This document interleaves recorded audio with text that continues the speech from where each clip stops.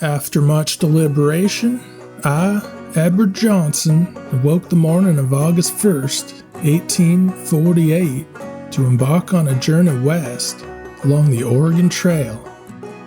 In preparation, I had sold all my worldly possessions, save for my medical bag and my father's old Kentucky rifle, which I had never shot before. At the general store, I purchased oxen, extra clothing, ammunition, spare wagon parts, and provisions of food. I'd hoped to find a wagon train to join up with, but that proved impossible. It's mighty good of you heading out there, but Doc, now is not the time. Wait till next spring. You can't help anyone if you die on the trail. We can't leave now. Have you gone mad? It's too late in the year. We'd never make it before the snow flies. You won't find anyone here harebrained enough to accompany you now. You, sir, are on your own. Mister, it'll be your funeral. Everyone I talked to thought I had gone and lost my doggone mind. But this journey couldn't wait till next year. Too many sick people needed my help. I was just gonna have to make it on my own. I didn't know what hardships and dangers lied ahead, but I put my trust in the good Lord to see me through.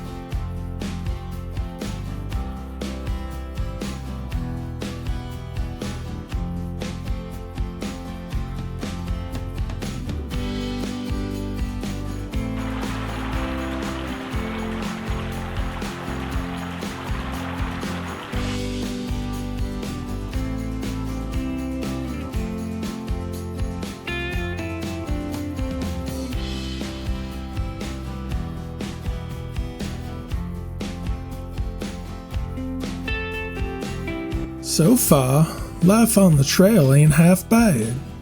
In the first 10 days, I've successfully crossed both the Kansas River and the Big Blue River. I was able to float my wagon right across without trouble, as water levels are low and the current's slow moving. Heavy fog cost me a day, but that's about the only thing to slow me down as of yet. Some days, I've even made as many as 35 miles, thanks to my large and powerful team of 14 oxen. On the 12th of August, I reached the first fort on the map, Fort Kearny. Being well stocked with supplies, I didn't hardly stop. Time is of the essence, so I continue at a strenuous pace. I best figure to take advantage of the summer weather and the flat stretch of prairie I find myself on while I still can.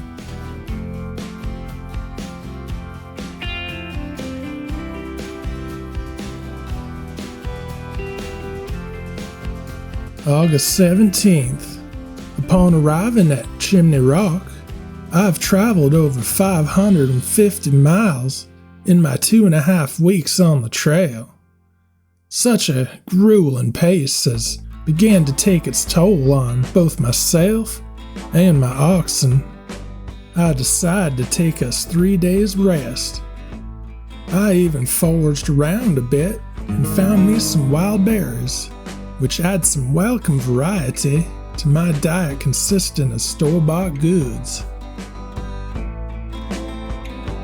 Upon departing Chimney Rock, I finally slowed to a more steady pace. On the 22nd of August, I reached Fort Laramie, where I was approached by a desperate widow by the name of Emma. Good sir, please take me with you. My husband took sick and died late last spring.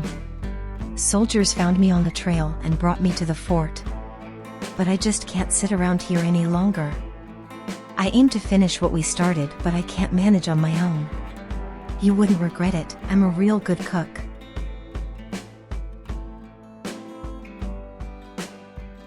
Ain't you a little late to be coming through here? Usually wagons aim to make it to Independence Rock by the 4th of July at the latest. You're still 190 miles from there and pushing September. May the Lord be with you. Miss Emma was mighty convincing, and I agreed to her request to travel with me. And truthfully, I was awful glad for the company. Everyone seemed so worried about what lies in store for us ahead on the trail this late in the year. But for now, I'm inclined to push such notions out of my mind. Things are going well so far, and we are in good spirits.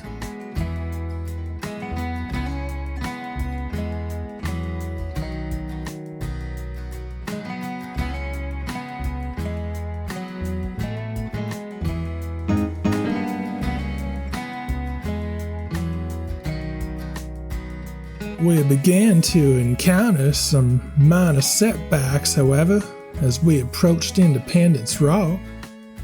An ox strayed off one night and cost us 2 days. And to make matters worse, Emma was already showing signs of exhaustion. We was forced to stop and allow her to rest and regain her strength.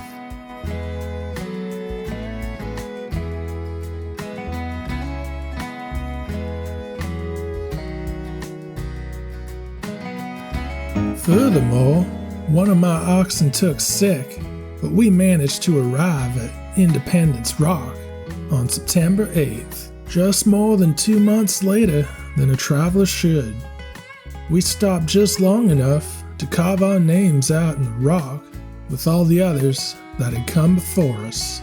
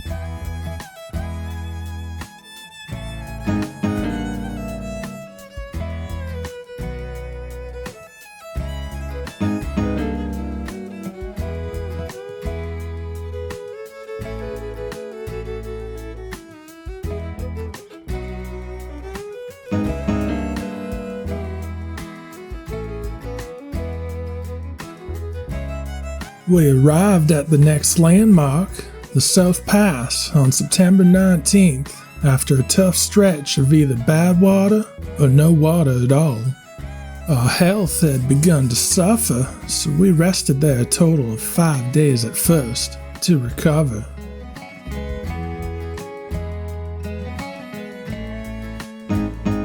Unfortunately, Emma had come down with the typhoid fever, likely due to the bad water quality.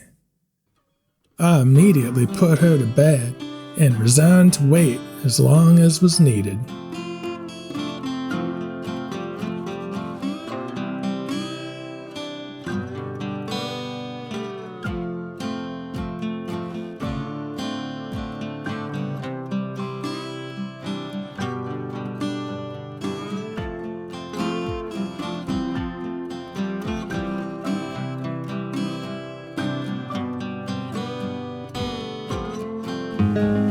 Finally, after 10 more awful days, Emma was back to her healthy self again. With much relief, it was finally time to carry on our journey. We elected to bypass Fort Bridger and take the shortcut to the Green River crossing.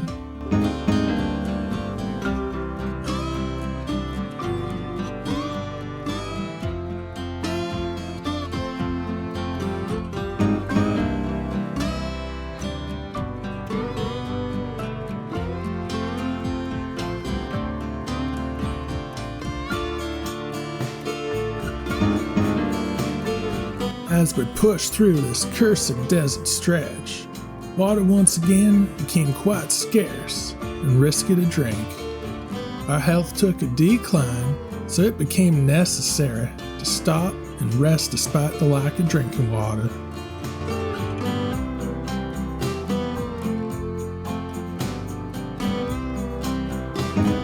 Then Emma came down with dysentery and was really sick.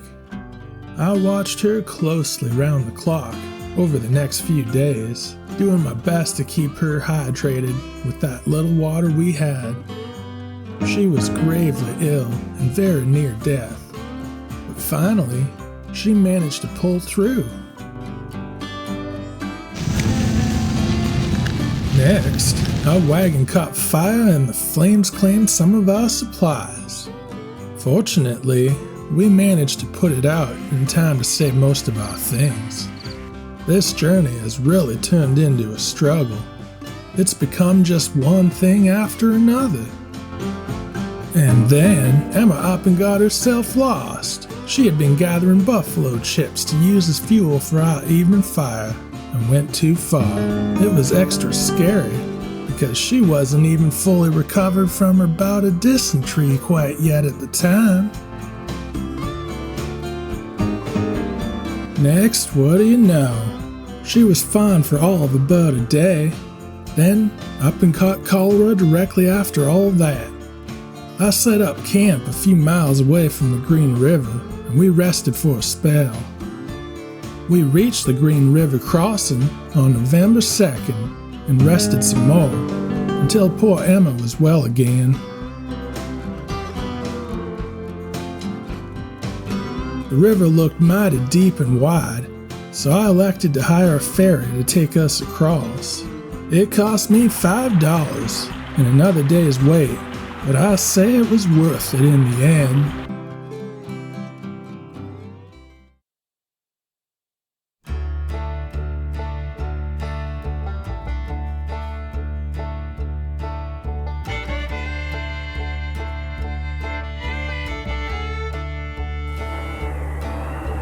November 9th, we encountered our first blizzard and were delayed for a day. The temperature has taken a dip, and the cold weather is a real concern, with around 900 miles still left to go. And the oxen have been unable to do much grazing, with snow covering up most of the grass.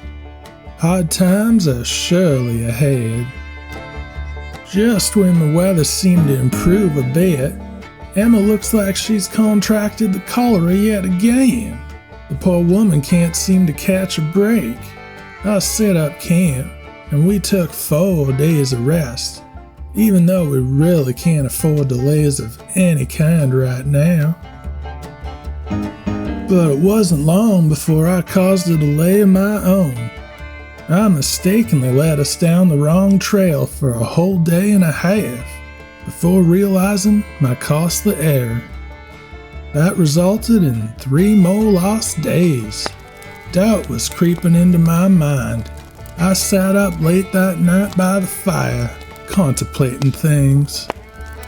Am I a complete buffoon to be out here like this? With no experience to speak of as a man of the frontier? Stubbornly ignoring everyone's advice to wait till next spring? Fortunately, Emma once again made a full recovery from her latest bout of cholera, and we pushed on towards the Soda Springs.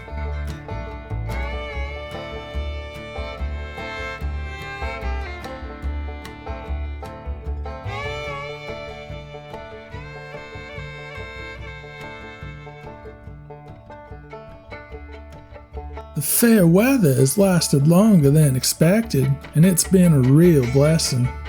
We arrived at Soda Springs on the 27th of November, and then pushed right on under clear blue skies to reach Fort Hall just 3 days later. I'd now traveled over 1,200 miles since leaving Independence back in August.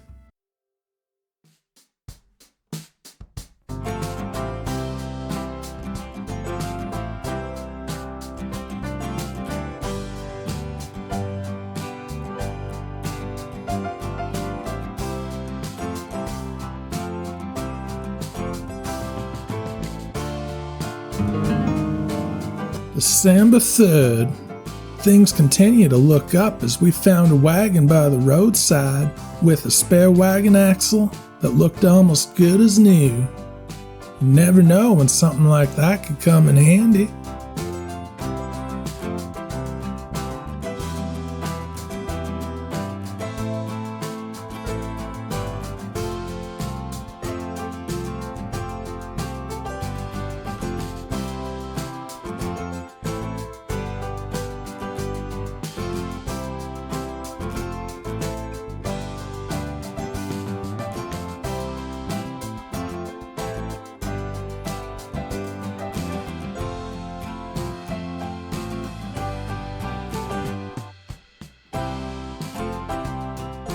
Our string of good luck with the weather ran out on December 11th as we got hit by another snow blizzard. But we managed to reach the Snake River crossing the very next day. The river was mighty wide and looked kinda hazardous. Thankfully, there was an Indian guide camped nearby offering help, providing we were willing to barter. I help you cross. You give 3 cloves. We have deal?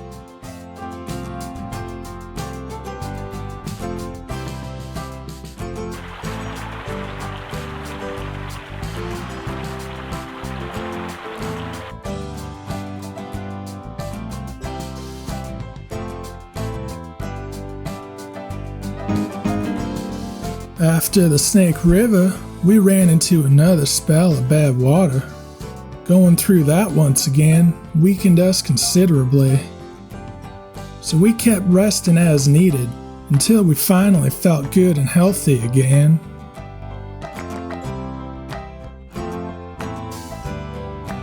Christmas came during this time, and we celebrated by exchanging small gifts. I gave Emma a small horse figure I had carved out of a piece of wood. I don't think she could quite tell what the hell it was supposed to resemble without me saying so, however, but she pretended to like it well enough and even gave me a nice warm scarf she had knitted.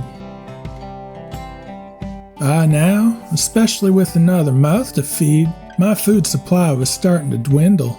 I was never much for shooting and hunting, preferring to bury my nose in books, so the prospect made me mighty uneasy, but I set out to test my fortitude. After a while, a big old buck came into view, and somehow, by George, I got him. I hadn't been aiming for the head, but that's where I hit him. That night, Emma cooked us a delicious supper.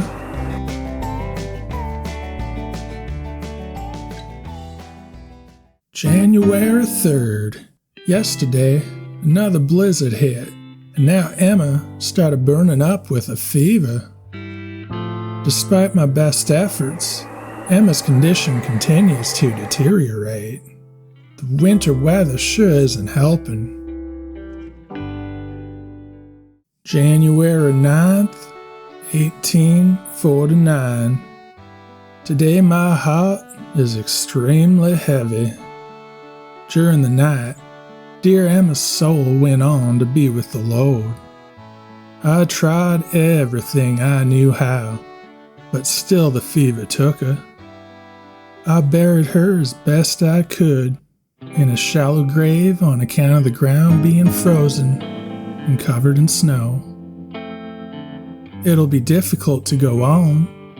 I'd become quite fond of Miss Emma over these past months on the trail together.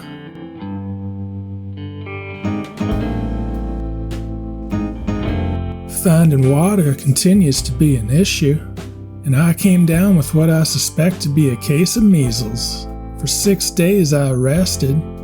Never had I felt so alone, ill and helpless in my cold wagon, out in the middle of nowhere. I managed to recover, only to be snowed in by a blizzard, lasting 3 whole days.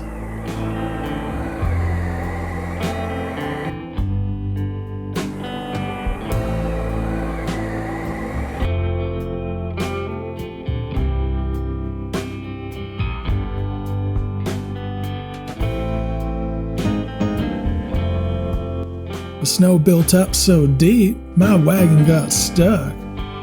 I ended up snowed in for more than the next whole week. Winter was hitting me full force now. I nearly froze to death waiting for the trail to become usable again. And I was just 17 miles outside of Fort Boise.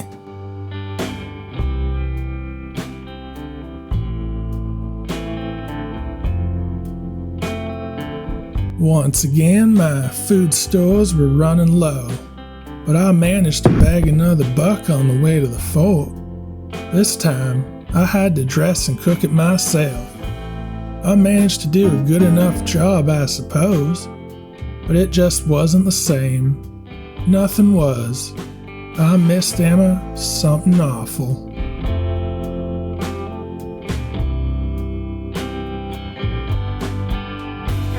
These past miles, the trail has been rough and difficult to navigate, but I finally passed through Fort Boise on February 6th.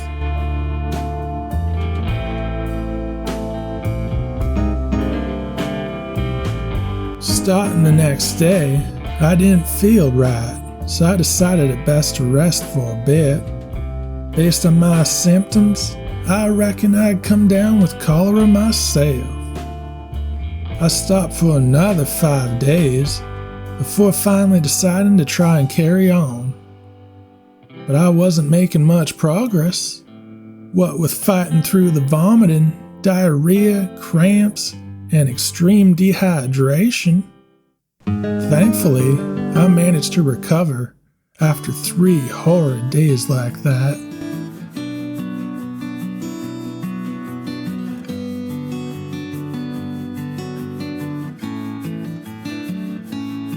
February 19th. I thought it time to replenish my supply of meat, so I went on another hunting expedition. This time, I bagged 2 pronghorn antelope. I'm starting to fancy myself as a sort of proper frontiersman now, or so I thought, right before taking the wrong trail once again the very next day.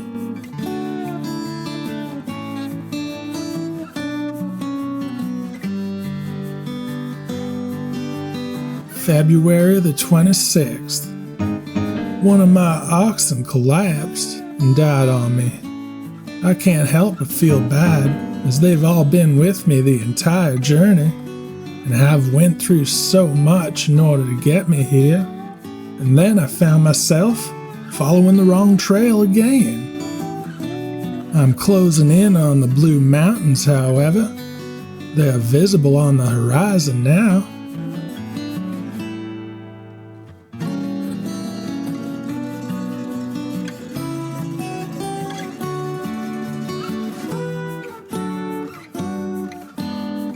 March 4th. I've reached the Blue Mountains, and the finish line is getting close. I'm beginning to think I might actually survive this journey after all, even after spending the entire winter on the trail.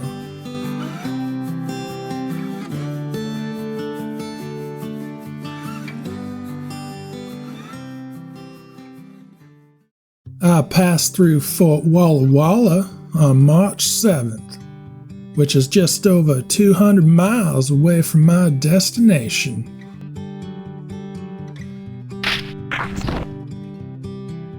March 9th, the tongue of my wagon busted, but I wasn't gonna pretend to be no carpenter.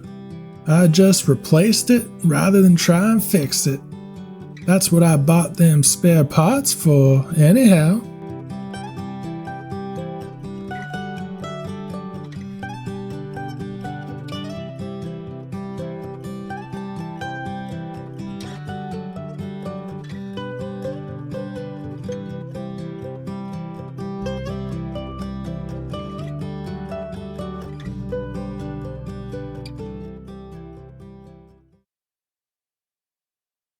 I reached the Dells on the 15th of March, but I didn't dare risk trying to raft the remainder of the way like some folks. Not only am I inexperienced, but the water's cold and the levels are high this time of year. Besides, there's only 100 miles left to go. I've come this far.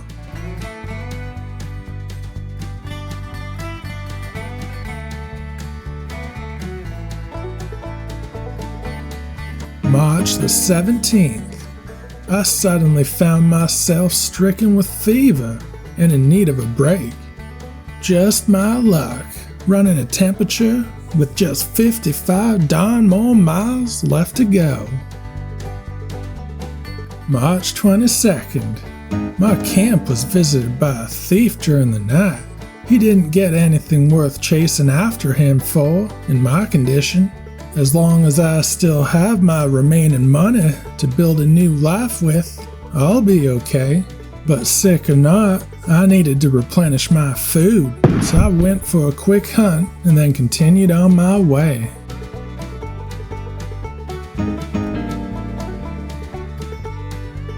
March 28th. I've returned to health, and now that I'm so close, I can hardly contain my excitement and my relief. I figure to reach the valley before the calendar turns to April. By now, I've spent 8 long and exhausting months on the trail. March 31st, 1849. I survived the trail and all its hazards to reach the Willamette Valley. There would be no time for rest, however, not with so much to do, treating the sick and getting myself settled in. But first things first, I got down on my knees and thanked the good Lord for seeing fit to help a greenhorn like me reach my destination against such long odds.